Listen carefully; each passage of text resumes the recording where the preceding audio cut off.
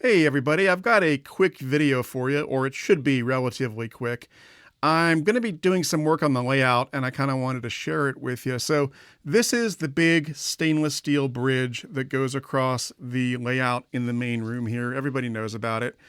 And when I installed it, I took what was bare stainless steel and then I painted it and did salt weathering to make it look nice and weathered and aged and stuff like that. And I did the same for the plastic rails up here. Now, the bridge itself is still in great shape, but the rails up here are starting to show their age, mainly because of accidents that I've had where I've accidentally broken parts of the railing. So you can see over here where it's kind of dangling loose here. There's some gaps. There's one right there. There's another right here. There's one over there. There's a big one right here. And the plastic also with age has kind of gotten brittle, so it'll just, it'll just snap off. And so these sections really need to be replaced. And so that's what I'm going to be doing today. We're going to be replacing 5 sections of the railing. The railings themselves are made by Plastruct, I believe. And I bought 5 replacement pieces. They're not very expensive. They're just made of plastic. So we're going to replace from here, from the start, all the way around to right. Oh, let me see where I can. There it is. There's the joint right here. So that's 4 pieces. And then I'm going to replace 1 piece on the other side. The other side is in much better shape because that's further away from the edge of the layout. My hands aren't touching that area as much, but there is a missing piece here. So I'm going to replace this railing and then I'll re-glue some of the loose railings over here. This one's in good shape. It's just come loose a little bit over the years. So we'll be fixing that as well. And when all those new pieces are in place, this should look a lot better. Now, I thought about putting, for the replacement rails, having them not be weathered, having them just look brand new, like just a perfect coat of green paint on them to match the green that's on the bridge, or maybe even another color like silver, like they came along decades later and replaced some of the broken railings with silver rails. So I thought about that too, but ultimately I decided to go with the same salt weathered look so that it'll match the rest of the railings. And that way I don't have to explain to people, well, I had to replace some of it, and so I thought it'd be cool to make it new railing. It'll just all match and all look like it should. So that's what we're going to do today. Now, the new railing sections, I've already painted them and weathered up in my workshop in the paint booth, so they are ready to go. Now, I'm not going to show the process of salt weathering in this video because I made a video many years back that thoroughly documented the process. So if you want to find out how to do it, I'll put a link to that video. So just to save time, I already went ahead and weathered them and did the salt weathering and everything. So they are ready to go. So all we have to do now is glue them in place and we'll be set. So here's the fun part. I'll just get to do some demo work. I originally glued these in place with CA glue, so they should come loose fairly easily. Might have to give it a little extra pressure in some spots, but okay, there's that first section off. And there's a little bit of residue from the paint that was on the old rails, so I will come in with an X-Acto knife or a file or something and get that stuff off. I also might have to do some touch-up work with this sort of gray paint that's up on top, but we'll do that as needed. Of course, I got to remember what shade of gray paint I used on this. I think this was a gray acrylic that I still have in the back.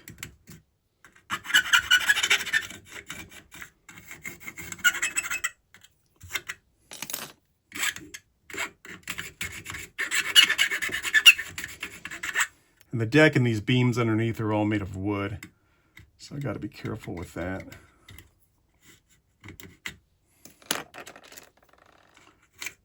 Okay, so I think I got this cleaned up pretty good. I've been using a file and an X-Acto knife to try to get it nice and smooth. It doesn't have to be perfect because I'm going to be using gap filling CA glue, which does exactly what it's supposed to do, fill in the gaps. Now I did mix up a little paint that matches the deck just in case I have to do some touch-up work here and there. And I've also got some black paint so that I can touch up the stringers as needed before I put the new deck rails in place. So now we're ready to glue the first railing on. This is the CA glue I'm going to use. This is made by Bob Smith Industries, and this is the gap filling medium Instacure. And the way it works is you put the glue on, and then when you want to set it, you hit it with the Insta-Set, and that will make it set and harden. They have a spray bottle like you see here, but then I've also got some in a little needle dispenser as well that I made. So we'll start off the easy way, just putting a little of the CA glue on the base here. Now I don't want to put it all the way down because I need to work it down a section at a time. So we'll do about 6 inches worth and get nice and flush with the end there. Make sure it's nice and level like that. Make sure it's on all the stringers. And then I'll come in here and hit it with the Insta-Set.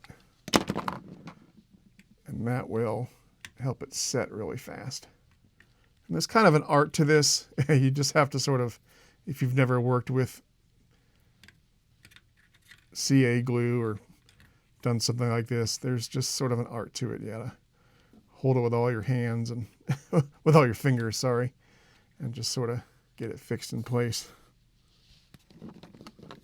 Sometimes I like to use the needle dispenser because it dispenses it a little more precisely next to the CA glue.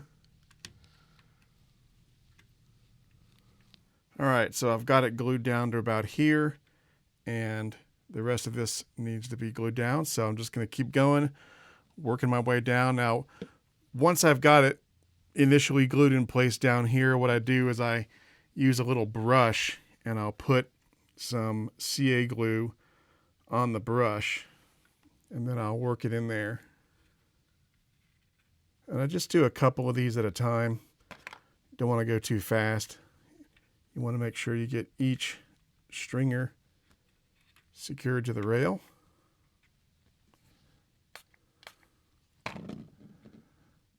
Like that. And you want to make sure the railing is straight up and down and not slanted in or out or anything like that. Just eyeball it. Like that.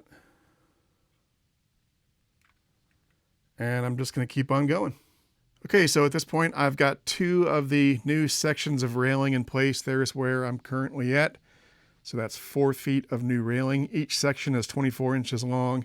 And I'm just going to keep going. Really, the only other challenge other than gluing it in place is getting the joints to look okay. So let me find where the 2 sections come together. Where is it? There it is. So you can see right there is the joint between 2 sections of railing.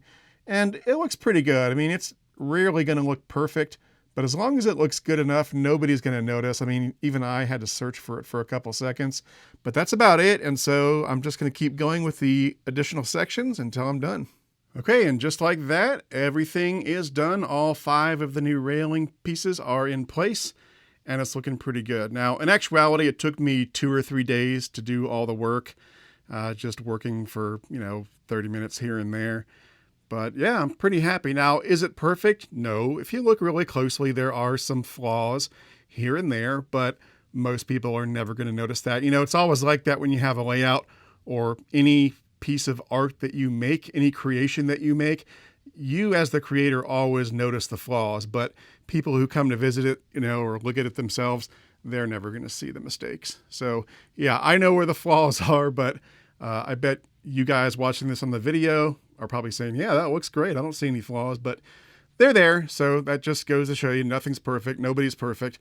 I make plenty of mistakes too, but in the end, it's the overall effect that's important. So yeah, overall, very happy with this and really happy that there are no broken rails on this bridge. It's been a long time since the rails have been in perfect shape on this bridge.